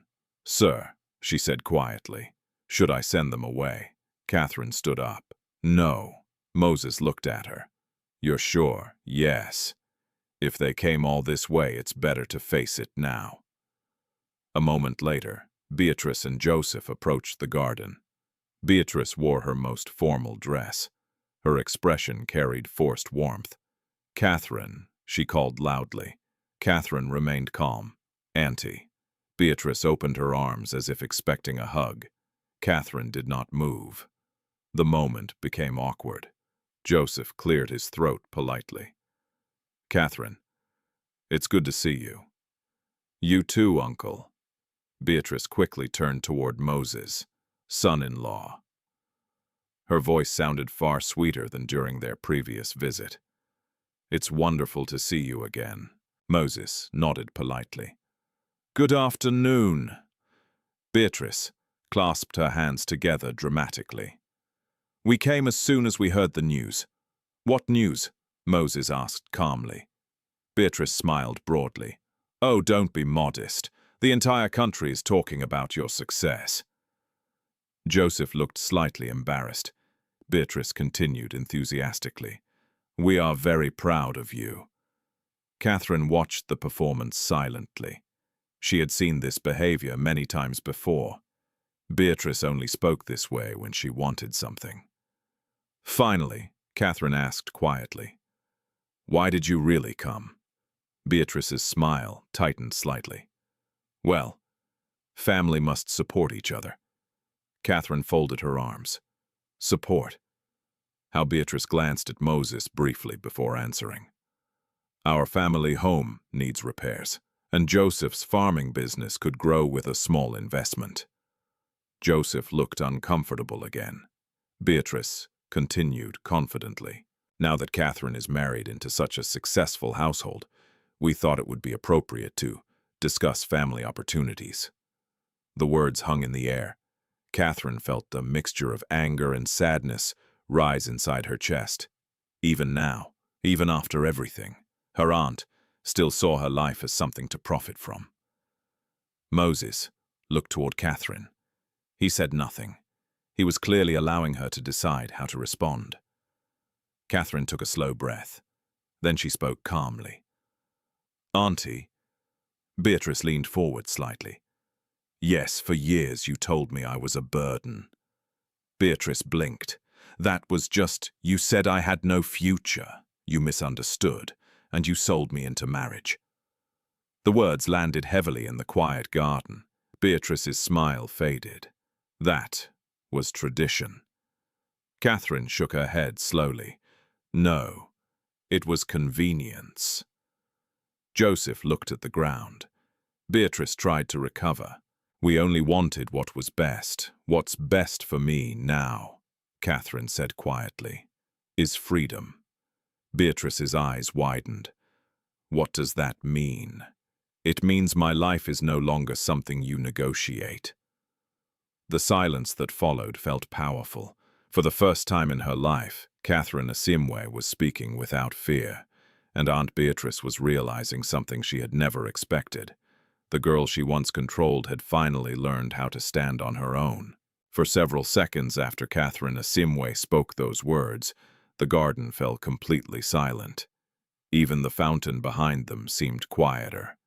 Aunt Beatrice Namutebi stared at Catherine as if she had just heard something impossible. The obedient girl she had raised, no controlled for years, had never spoken to her like that before. Freedom, Beatrice repeated slowly. Her voice carried disbelief more than anger.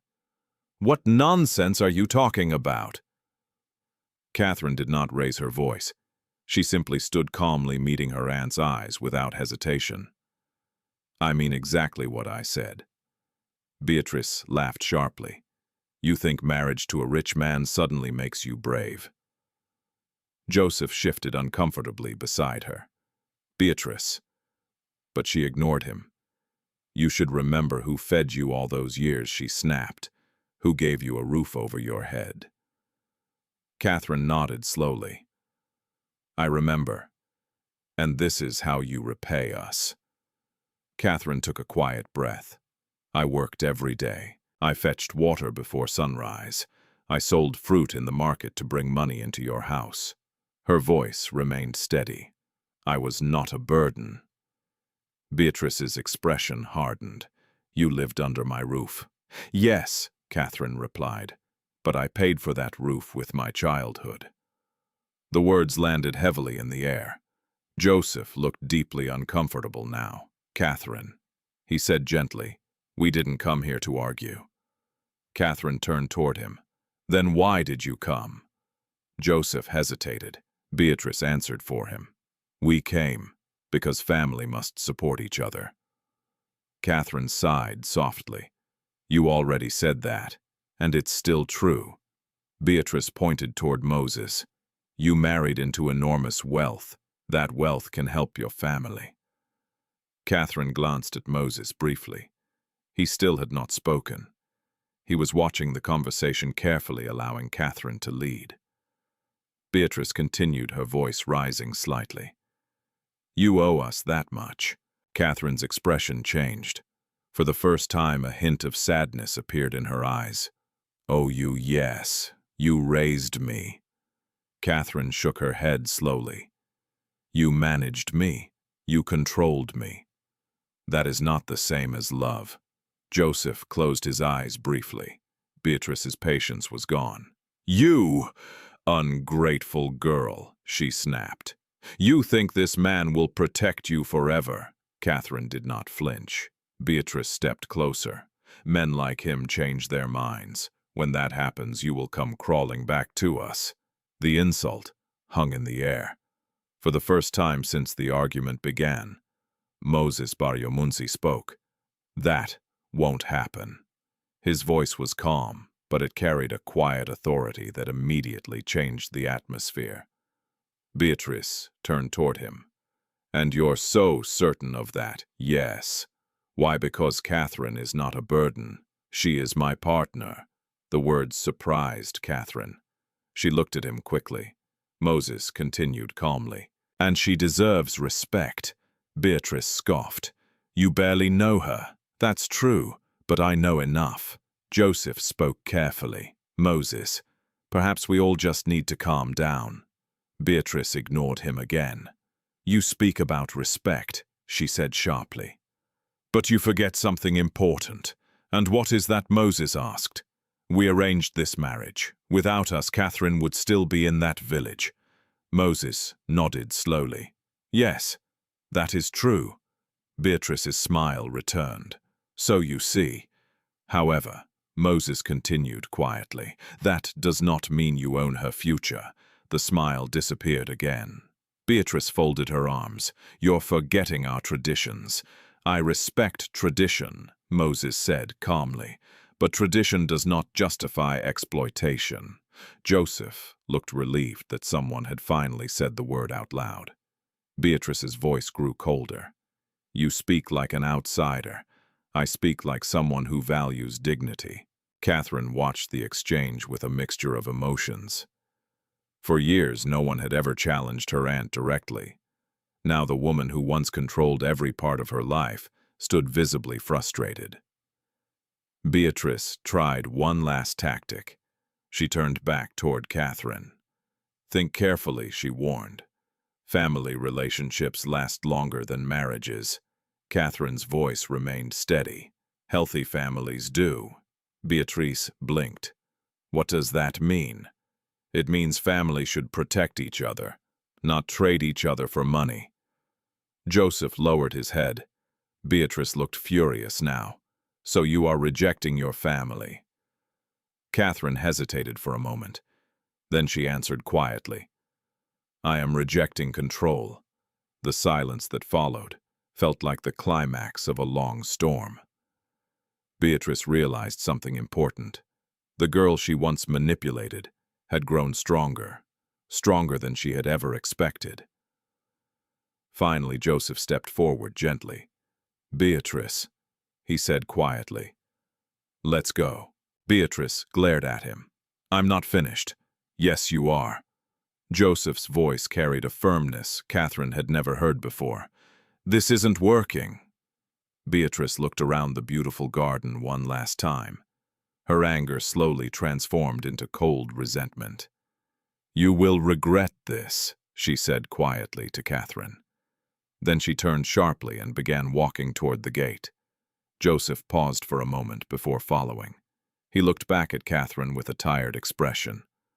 I hope you find peace, he said softly. Then he left as well. The gate closed behind them. For several seconds, Catherine stood completely still. The tension slowly drained from her shoulders. Finally, she sat back down on the garden bench. Her hands trembled slightly. Moses remained standing nearby. After a moment, he spoke. That was not easy. No, Catherine admitted, but it was necessary. She looked toward the gate where Beatrice had disappeared. I've spent most of my life being afraid of her. And now, Catherine took a slow breath. Now I'm not. Moses nodded approvingly. That's important. She smiled faintly. You gave me the chance to say those things. No, he replied gently. You gave yourself that chance. Catherine leaned back against the bench. For the first time since leaving the village, she felt something deep inside her chest. Relief. The weight she had carried for years was finally beginning to lift. Moses sat beside her. Do you regret marrying me? He asked quietly. Catherine thought about the question carefully. The forced wedding, The confusion, the secrets, the arguments, all of it had led to this moment. Finally, she shook her head. No. Moses looked surprised. Why not? Because this marriage gave me something I never had before. And what is that? Catherine looked at the fountain as sunlight shimmered across the water. The freedom to choose who I want to become. Moses smiled softly. That's a good beginning. And in that quiet garden, the life Catherine Asiimwe had never believed possible was finally starting to take shape. The weeks following the confrontation with Aunt Beatrice Namutebi brought a quiet transformation to Catherine Asiimwe's life. For the first time since she could remember, her days were no longer shaped by fear. Instead, they were shaped by choice. The change did not happen suddenly. It unfolded slowly in small moments that gradually built a new sense of confidence inside her. Each morning, Catherine walked through the garden before breakfast. The fountain had become her favorite place to sit and think. Sometimes Moses Baryomunsi joined her. Other mornings he was already gone, traveling to meetings in Kampala or speaking with executives from his companies. But even when he was away, Catherine no longer felt alone. Grace and the other staff treated her with genuine warmth. More importantly, Moses had begun involving her in conversations about the charitable projects he supported. One afternoon, several documents lay spread across the large dining table. Catherine studied them carefully. "These are reports about orphan shelters," she asked. "Yes," Moses replied. "I've funded several programs over the years."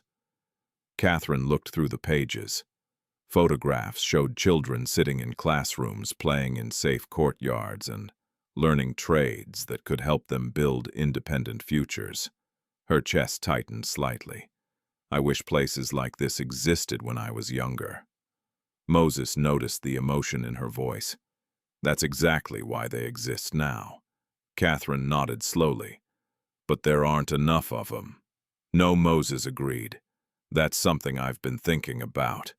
She turned another page. "What if we built more?" Moses looked at her with interest. "What do you mean?" Catherine hesitated for a moment before speaking. "In the villages around my hometown there are many girls like me. Girls who lose their parents. Girls who are treated like burdens." Her voice grew stronger as she continued. "They don't need pity. They need opportunities." Moses listened carefully. "What kind of opportunities?" "Education, safe housing, training to help them support themselves." She looked up from the documents. "If those things existed earlier, my life might have been very different." Moses nodded slowly. "That's true, but your experiences can still help others." Catherine smiled faintly. "That's what I want." The idea quickly grew into something larger. Over the following weeks, Catherine began working closely with Moses's foundation team. At first, she felt uncertain. The meetings involved people with years of experience in social programs and development work. But Catherine soon discovered that her own life experiences offered a perspective none of them had. She understood the struggles of vulnerable girls better than any report could explain. One afternoon, during a planning session, one of the project managers spoke. "We're proposing a pilot program for 3 villages." Catherine leaned forward. "What kind of program?" "A combined shelter and education center. Girls without family support could live there safely while attending school." Catherine's eyes brightened. That would change everything. Moses glanced at her. "Would you like to visit one of the villages with us next week?" Catherine hesitated for only a second. Yes. The visit became a powerful experience. The small rural community they traveled to reminded Catherine strongly of her own village. Dusty roads, children playing beside roadside stalls, women carrying baskets of food to the market. When the local leaders gathered to discuss the proposed education center, Catherine spoke openly about her past. "I grew up not far from here," she told them. "I know what it feels like to lose your parents, to feel like your future depends entirely on someone else's decisions." The villagers listened quietly. But every child deserves the chance to choose their own path, she continued. If we build these programs together, we can change many lives. When the meeting ended, several women approached her privately. One elderly woman held Catherine's hand, gently. "You speak with truth," she said. "We trust you." That moment stayed with Catherine, long after the visit ended. Later that evening, as the car drove back toward Mbarara, Catherine looked out the window thoughtfully. "You were right," she said softly, "about what Moses asked, about courage." Moses smiled. "You've always had it. I just didn't know." The road stretched quietly ahead as the sun began to set. Fields of green passed slowly by outside the window. Catherine leaned back in her seat. "You know something strange," she said. "What if my aunt hadn't forced that marriage? I might still be selling bananas by the roadside." Moses chuckled softly. "That's possible." Catherine smiled. "But now I can help people who are still there. That's even better." When they arrived home later that night, Catherine walked once more to the garden fountain. The air was cool and peaceful. She sat on the bench listening to the familiar sound of water. Moses joined her a moment later. "You look happy," he observed. "I am." She looked at him. "Do you remember the day we first met in the village market?" "Yes, you bought bananas, and you treated me like a normal person." Catherine laughed softly. "I didn't know you were a billionaire." That helped. She nodded. Maybe that's the lesson in all of this. What lesson? That people are not what they appear to be. Sometimes the person everyone laughs at turns out to be the one who changes your life. Moses smiled quietly. And sometimes the quiet girl selling fruit becomes someone who changes many lives. Catherine looked at the stars beginning to appear above the garden. For the first time since her parents died, the future no longer felt uncertain. It felt open, full of possibilities she had never dared to imagine. And beside her sat the man who had unknowingly helped her discover the courage to claim that future for herself. The orphan girl who had once been traded for money had finally become something else entirely. A woman with the freedom to choose her own path. Life has a strange way of revealing truths that people often overlook. In Catherine Asiimwe's story, the world first saw humiliation and injustice. An orphan girl was forced into marriage, treated like a burden, and judged by a community that believed appearances told the whole story. But appearances rarely reveal the full truth. The man people mocked turned out to be a powerful leader. The girl people pitied turned out to be stronger than anyone imagined. What truly changed Catherine's life was not wealth or status. It was dignity. The moment she realized her voice mattered, everything began to transform. Many people in the world still face situations where their choices are limited by poverty, fear, or the decisions of others. But courage often begins with something small. The decision to believe that your life belongs to you. When kindness meets opportunity, and when courage replaces fear, even the most difficult beginnings can lead to remarkable futures. If this story touched your heart, we would love to hear from you. Tell us in the comments, what country are you watching from, and what time is it there right now? Your voice matters to this community, and if you enjoy powerful African stories about courage, justice, and hope, please subscribe to the channel, like the video, and share it with someone who needs inspiration today. Because sometimes the most powerful stories begin with someone the world almost ignored.